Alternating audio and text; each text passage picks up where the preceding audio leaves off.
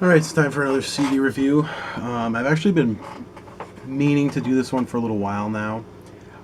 If you follow me on Facebook, you've probably seen me plug this band quite a lot. They're not super famous, but at least in that genre, they're certainly well enough known that a decent amount of people know them. That is I'm Abomination, and the CD is Let the Future Tell the Truth. And I'm gonna be honest, I fucking love this album. It is easily the best album I've heard in a very, very long time. Um, what impresses me so much about it is this album was only made with really just two people, and that is the singer Phil, who wrote at least most of the lyrics. I know on their earlier albums, he did not write the lyrics. They actually had another guy who was bass player at one point, Brandon, who did all their lyrics, and he writes some really fucking cool lyrics, like cooler lyrics than I've heard in a lot of things. And at first, I was a little skeptical about this album, how the lyrics are going to be, since Phil was going to be the one doing it, since I didn't really know what he could do, but I think he did a really, really good job on him. It's not just like the typical shit you're always hearing about. Like one of the songs, Since 1848, is literally about like the gold rush from 1848. Just stuff like that I think is really cool. One False Step is about faking the moon landing and stuff like that. So there's definitely a lot of really cool lyrical themes in it that I really like. If you're not familiar with the band, basically, what the hell am I trying to say? It's heavy guitars, and it's definitely metal. I'd say kind of like progressive metal almost.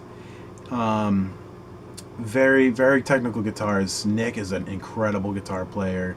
And Nick is also the one that like does all the production, engineering, whatever on the album. He learned a lot from a mentor like earlier on in his life, and he's been doing like a lot of producing of other bands and stuff like that. That's actually what he does mainly. But anyway, it's mostly metal with just like really technical guitars and clean vocals. Phil does not scream at all. I know he said at other times that he's tried it and didn't really like it, but he's got a really unique voice for sure. And just like his style overall, he's very, I want to say poppy, but it's not really poppy. He's got a lot of like R&B influence, I noticed. He's got like a lot of different influences that you can definitely see. And his voice is just incredible. I love it. Some of you may know him. He actually did vocals for... Oh god, my cat just farted so fucking bad. Holy shit. Really? Really? Thank you. He just did vocals for Attack Attack before they broke up, and then they started another band called Native that didn't end up working out from... I don't know, bandmate issues or whatever, but so you might know him from there. And he's actually just started a new band called The Bad Chapter that they just like actually just released like the first little snippet. Anyway, I've been diving off course a lot. I love the album. One thing I don't like about it is there's only 10 songs. I really, really wish there were more songs, especially since they don't come out with material that often. But, you know, take what you can get from these guys, because every single time I hear a new song from these guys, it seriously blows me away, and it's usually, like, the best song I've heard from them at that point. Like, they just keep getting better and better and better, and it's seriously true. I mean, I could go song by song on this, but I mean, I feel like I'd be saying a lot of the same things for the songs. The guitar is amazing on each song. The vocals are really, really well done. The production itself is really impressive, and it's obvious why Nick has gotten so many different jobs producing bands. Like, I think I think he did like Born of Osiris and some other bands like that, like ones that have actually like gone up in the charts like really really high. I don't know if that Born of Osiris one is the one that I'm thinking of, but he's definitely gotten some recognition over the last couple years, which is really cool. But because of that, he has to spend a lot less time on this band, which is unfortunate. But what are you gonna do? Nick actually he programs all the drums. I'm pretty sure he has for this one and the EP before that, which is called Passion of the Heist. But before that, they had a full length called To Our Forefathers, where they actually had a full band, and that's when they were actually signed to a label. But that whole thing kind of ended up falling apart a little bit. But anyway, if you like heavy guitars and technical guitars, but you don't like super heavy vocals or anything like that, you like cleaner vocals, I would absolutely check out this band. I think they are incredible. Like I said, I plug them all the time on my Facebook page. I'll be like, just listen to this song. If you want to check out just any song in particular, God, I could pick any of them, to be honest. To Rebuild was the first one. Actually, no, it wasn't the first one I heard from this album, but it was one of the first ones.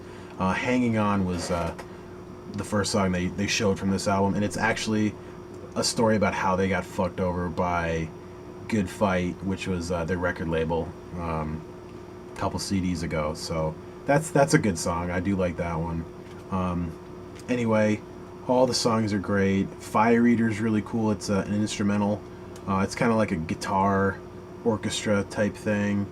That's really cool. One False Step has one of the coolest guitar intros I've ever heard, and it's seriously, the first time I heard it, I remember I was at work and